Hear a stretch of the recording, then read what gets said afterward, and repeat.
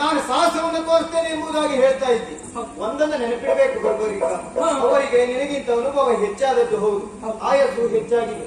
ಆನೆಯಲ್ಲಿ ಅವರೆಲ್ಲ ಅವರ ಸಿದ್ಧತೆಗಳನ್ನು ಹೇಳುವಂತಹ ಸಂದರ್ಭ ಕೊನೆಯಲ್ಲಿ ಸೇರಿಸಿ ಹೇಳಿದ್ದಾರೆ, ಏನು ನಿನ್ನ ಕೃಪೆ ಹೊಂದಿದ್ದರೆ ನಾವು ಈ ರೀತಿ ಮಾಡಿ ತೋರಿಸ್ತೇವೆ.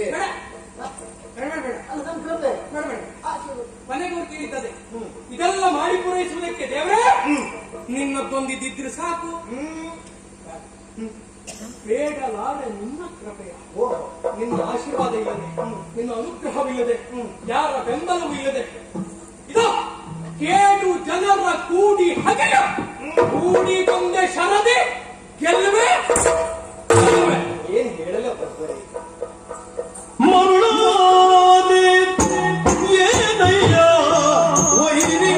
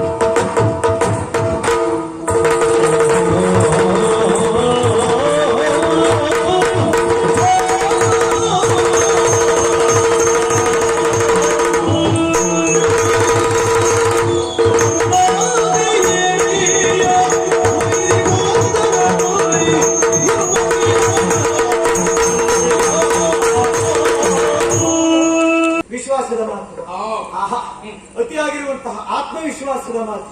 ಯಾಕೆಂದ್ರೆ ನೀನು ಆಡುವಂತಹ ಮಾತು ಇದು ಬಾಲಿಶದ ಮಾತುಗಳು. ನಿನ್ನ ವಯಸ್ಸು ಏನು ಅಂತ ಆಲೋಚನೆ ಮಾಡಿದ್ರೆ ಹೆಚ್ಚು ವಯಸ್ಸಾಗಿಲ್ಲ. ಒಂದು ಲೆಕ್ಕದಲ್ಲಿ ಹೇಳ್ಬೇಕು ಅಂತಾದ್ರೆ ನಾನು ನಿನಗೆ ಅಜ್ಜನ ಹಾಗೆ ಅಂತಹ ನನ್ನ ಎದುರಿನಲ್ಲಿ ಬಂದು ಮಹಾಭಾರತವನ್ನು ಜಯಿಸಿಕೊಡ್ತೇನೆ. ನೀನ್ ಹೇಳುವುದೇನು ಸುಲಭ, ಆದ್ರೆ ಅದು ಆಗ್ತದಾ ಹೇಳು?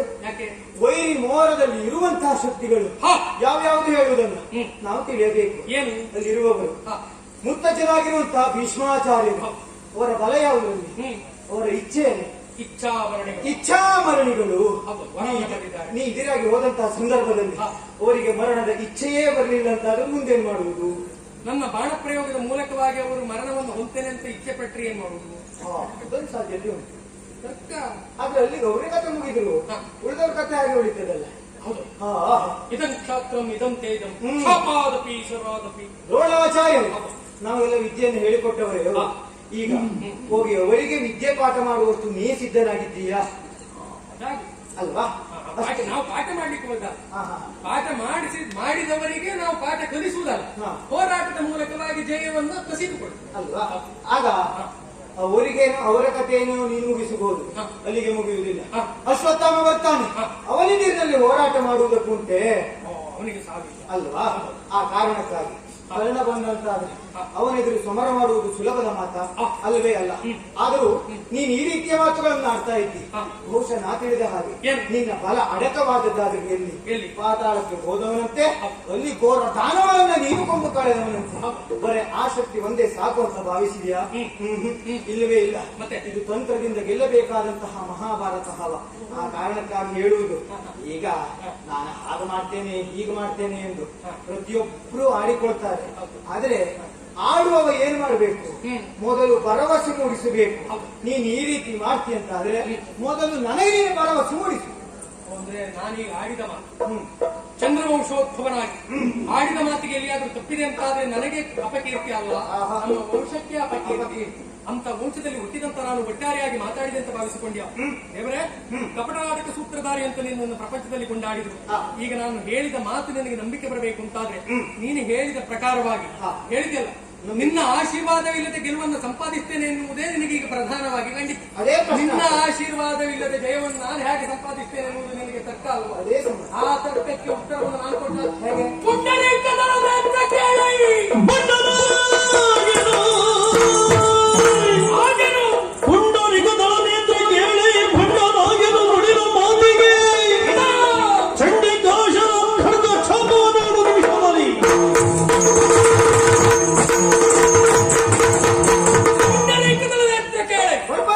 ಬಂಡನಾಗೆನು ನುಡಿದ ಮಾತಿಗೆ ನಿನ್ನ ಆಶೀರ್ವಾದ ಇಲ್ಲ ಎನ್ನುವಂತ ಮಾತ್ರಕ್ಕಾಗಿ ಬೇರೊಂದು ಶಕ್ತಿ ನನ್ನಲ್ಲಿಲ್ಲ ಎನ್ನುವ ಹಾಗೆ ತಿಳಿದುಕೊಳ್ಳುವುದು ಬೇಡ. ಇಲ್ಲ, ಚಂಡಿಕಾದತ್ತವಾದಂತಹ ಅಕ್ಷಯ ಖಡ್ಗವನ್ನು ಪಡೆದವನಾಗಿದ್ದೇನೆ. ಹೋರಾಟದ ಅಂತಿಮ ನಿರ್ಣಯ ಏನೆನ್ನುವುದನ್ನು ಹೋರಾಟಕ್ಕೂ ಮೊದಲ ನಿನಗೆ ತೋರಿಸಿಕೊಡ್ತೇನೆ. ಆಗ ನಿನಗೆ ನಂಬಿಕೆ ಬರಬಹುದಲ್ಲ? ನಂಬಿಕೆ ಬಂದ್ರು ಬರ್ಬೋದು. ಆ ನಂಬಿಕೆ ಬರಬೇಕಾ? ಈ ನಿರ್ಣಯ ತೋರಿಸಿಕೊಳ್ಳ.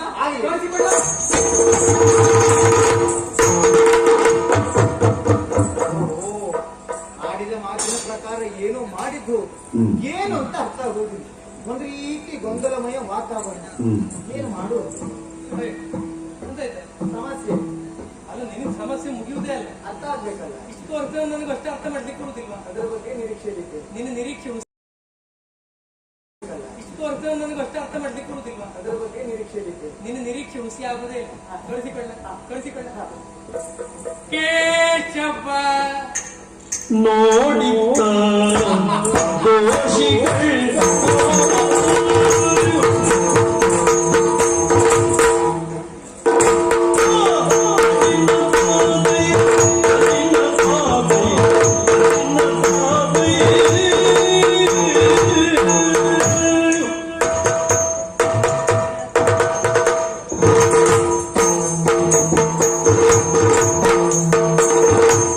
ಕೇಶವ ನೋಡಿ ದೋಷಿಗಳು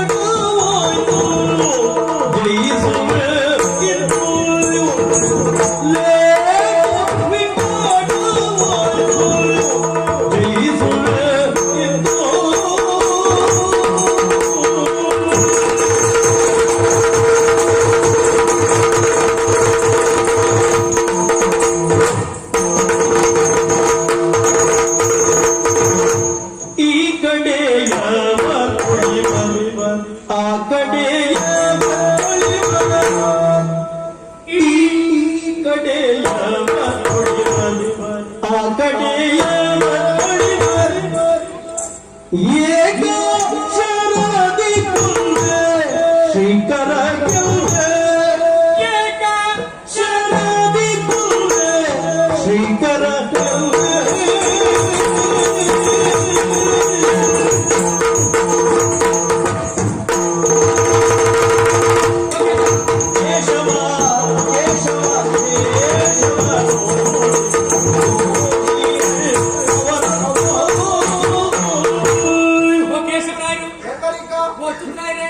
ನೋಡಿ ಕೇಶವ ನೋಡಿತ್ತ ದೋಷಿಗಳು ಅವರತ್ತ ಏಸುವಿಂಗಡವಾಯಿತು. ಎರಡು ಪಂಗಡವಾಯಿತು. ಒಂದು ದೋಷಿಗಳ ತಂಡ, ಇನ್ನೊಂದು ನಿರ್ದೋಷಿಗಳ ತಂಡ. ಆ ಕಡೆ ಇದ್ದವರೆಲ್ಲ ದೋಷಿಗಳು, ಈ ಕಡೆ ಇದ್ದವರೆಲ್ಲ ನಿರ್ದೋಷಿಗಳು. ಎರಡು ಪಕ್ಷ. ಈ ಎರಡು ಪಕ್ಷದಲ್ಲಿ ಉಳಿಯುವ ಪಕ್ಷವನ್ನು ಸೇರುವವರು ಯಾರು? ಅಳಿಯುವ ಪಕ್ಷವನ್ನು ಸೇರುವವರು ಯಾರು? ಈ ಕಡೆಯವರು ಅಳಿವ, ಆ ಕಡೆಯವರು ಉಳಿವ. ಏಕ ಶರದಿ ಕೊಲ್ವೆ ಶ್ರೀಕರ ಗೆಲ್ಲು. ಸಾಮಾನ್ಯ ಚಂಡ ವಿಕ್ರಮಿ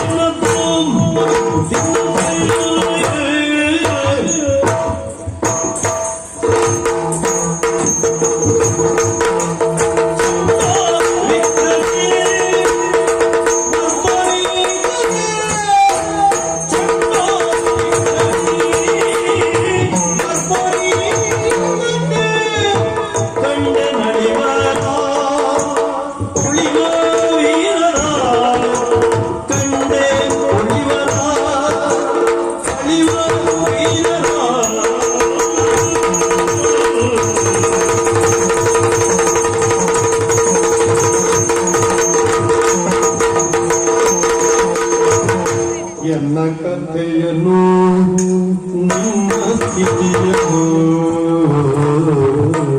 ಎನ್ನ ಕಥೆಯನ್ನು ನಿಮ್ಮ ಸ್ಥಿತಿಯನ್ನು ಮುನ್ನ ಯೋಚಿಸಿ ಹೇಳು ಸಾರಥಿ, ನೀವನ್ನ ಯೋಚಿಸಿ ಹೇಳು ಹೇಳು ಹೇಳು ಸಾರಥಿ. ಎನ್ನ ಕಥೆಯನ್ನು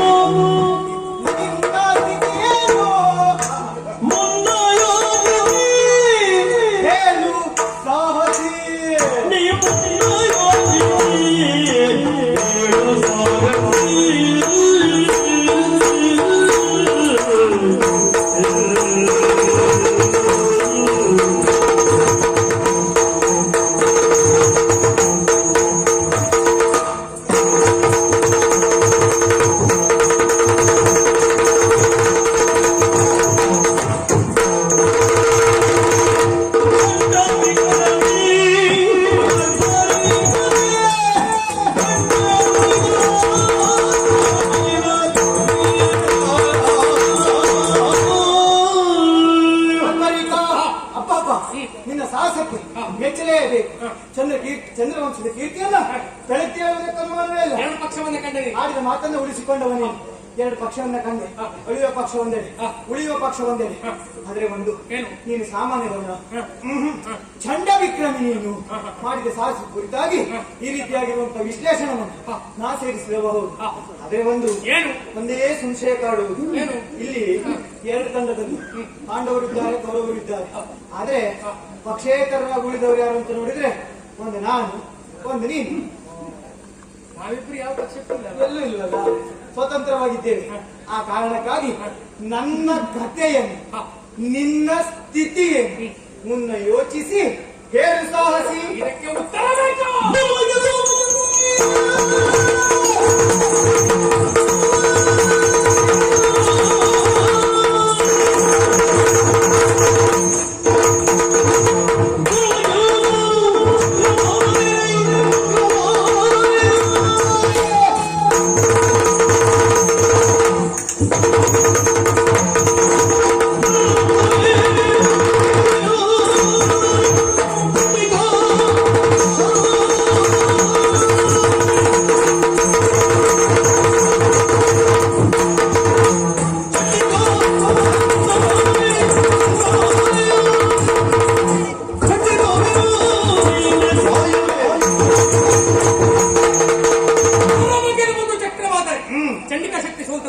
ಚಂಡಿಕಾ ಶರದಿಂದಲಾದರೆ ಚಕ್ರಶಕ್ತಿ ಸೋಲ್ತದೆ.